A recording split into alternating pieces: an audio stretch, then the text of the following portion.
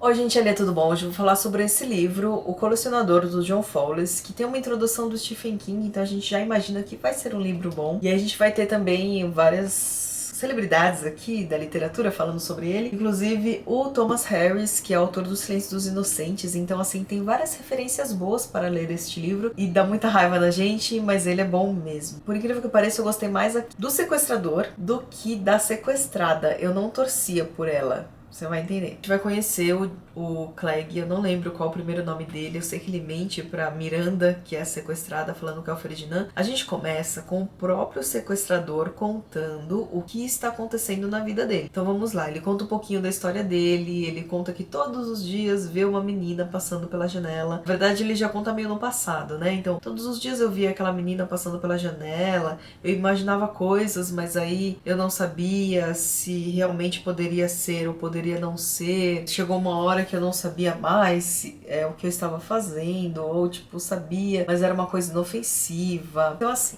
imagina um sequestrador que pensa todos os dias, olha uma menina na rua. Aos pouquinhos ele vai descobrindo sobre a vida dela, a cidade é pequena, ele vai descobrindo o nome dela, as pessoas que ela anda, onde ela estuda, onde ela mora. Ele, nos comércios, assim, ele acaba encontrando, tipo, fila de banco, acaba encontrando duas pessoas depois, mas não conversa com ela.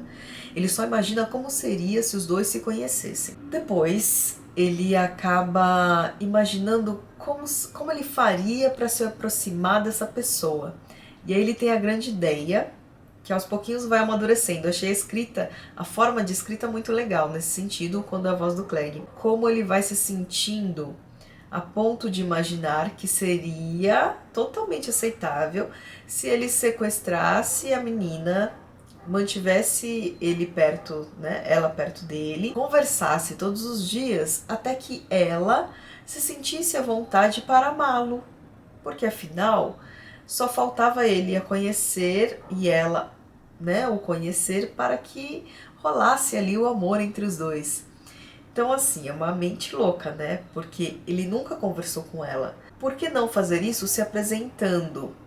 Por que ele tem que aprisionar a menina na casa dele? Tudo tem também esse lado assim do colecionador, porque ele é uma pessoa que, eu não sei o nome disso, mas que sabe, que pega as borboletinhas ali e vai prendendo bonitinho. Para o azar da Miranda, que foi a sequestrada, esse cara ganhou na Mega Sena. Tipo, nossa, Mega Sena, né? Ganhou na loteria, ganhou muito dinheiro, ficou rico, não precisava mais trabalhar. Ele trabalhava numa repartição pública, deixou ali um dinheirinho para os amigos dele que trabalhavam com ele. Ele não era muito sociável já, então ele começou a morar sozinho. Antes ele morava com a tia e com uma prima. Ele fala bastante dessa tia e dessa prima, porque são os únicos parentes, né? O pai e a mãe morreram num acidente. Eu não lembro se o pai morreu e a mãe abandonou, sei lá, enfim. Ele não tem aquela coisa assim familiar, sabe? Ele não tem apegos familiares. Então ele acaba indo morar sozinho num dado momento e acaba meio que, ó, fantasiando como seria se isso acontecesse. E aí ele se prepara todo para sequestrar a Miranda e vai justificando os atos, assim, sabe? Tipo, eu não tenho culpa, eu não deveria ser culpado. Se eu fosse num júri hoje, eles iam entender totalmente, né, plausível e tal. A todo momento ele vai se desculpando das coisas e protelando o que, sabe, não é possível, enfim. Isso que dá um pouco de raiva dele no final. O que me deu raiva da Miranda é que ela é uma menina extremamente chata. Ela é muito chata, ela é muito, discussões filosóficas sobre a arte, sobre a vida. Eu conheço um cara mais velho, não sei se eu quero dar pra ele ou não, se eu quero casar com ele ou não. Ele fala coisas pra mim. Ai, meu, um saco. Ela é um saco e pede coisas pra ele, assim, ela vê no começo que de repente dá pra reverter e aí ela pede algumas coisas pra ele, e ela, né, faz pintura e faz alguns desenhos e aí pede papéis específicos, né, materiais específicos. E ele trata ela super bem, só que é óbvio que essa relação não vai durar. Essa relação não tem como durar. Ela até sugere que é óbvio que acho que a maioria das pessoas deve tentar fazer esse tipo de negociação se tiver uma brecha. Se você me soltar agora, eu não vou falar nada pra ninguém e tal. O problema do Clegg é que ele imagina muito, ele supõe muitas coisas e ele vê na Miranda uma coisa assim, quase angelical, uma coisa intocável. Então não tem assim, óbvio que ele sente atração sexual por ela, mas esse não é o foco dele querer que ela fique na casa dele. dele prender. É quase realmente como se ele quisesse um prêmio, como se ele quisesse ali uma coisa só pra ele, assim como ele faz com as borboletas. Ai, gente, vou tentar terminar no celular porque minha câmera acabou a bateria e eu só tenho agora pra gravar, mas é uma coisa muito louca, assim, que depois o Clegg, no final, a gente vê que realmente a obsessão dele é por colecionar coisas. Mas a gente vai vendo o quão louco pode ficar um cara quando ele tem essa obsessão pela pessoa e por cuidar de alguém. Não fica claro assim no livro quais são as motivações para ele ter feito isso, mas é uma coisa assim, o jeito como ele conta a história eu achei muito legal. E dá raiva realmente ao diário da Miranda.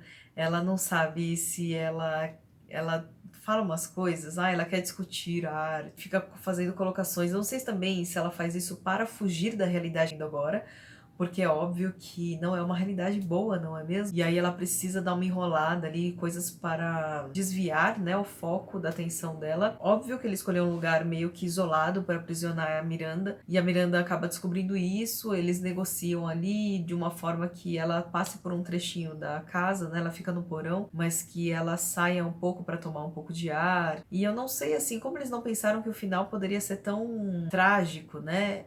E a forma como o Clegg fala, assim, é totalmente livre de emoções. Ele fala em amor a todo tempo, ao mesmo tempo que a todo momento a gente percebe que ele não tá nem aí pro amor, ele não tá nem aí pra que, ó, eu quero enxergar nos olhos dela que ela me ama e tal. Ele fala muito isso, mas é óbvio que é muito difícil, sabe? Você já... O próprio ato do sequestro já impediria todos os planos dele, que seria casar ou sei lá. Isso não vai pra frente. A gente imagina o desfecho dessa história pela forma como ele tá contando. E aí quando a gente tem acesso aos diários da Miranda, meu Deus do céu.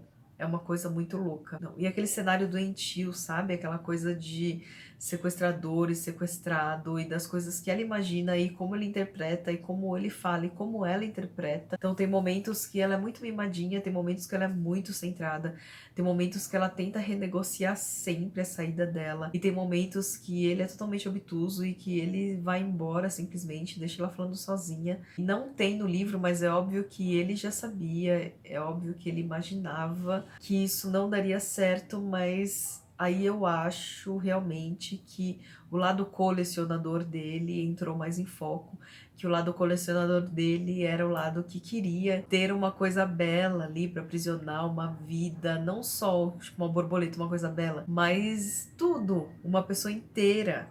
Ter ali a mente da pessoa. Quando ele achou o diário da Miranda, que aí sim ele começou a se achar o justificado, assim, tipo, não, porque realmente ela não gostava de mim, eu tava sendo enganado, ainda bem que tudo que eu planejei deu meio que certo ali, né? Ainda bem que as coisas que eu fiz do jeito que eu fiz, que eu puni, que eu briguei com ela e tal, porque ela tava me enganando, sabe?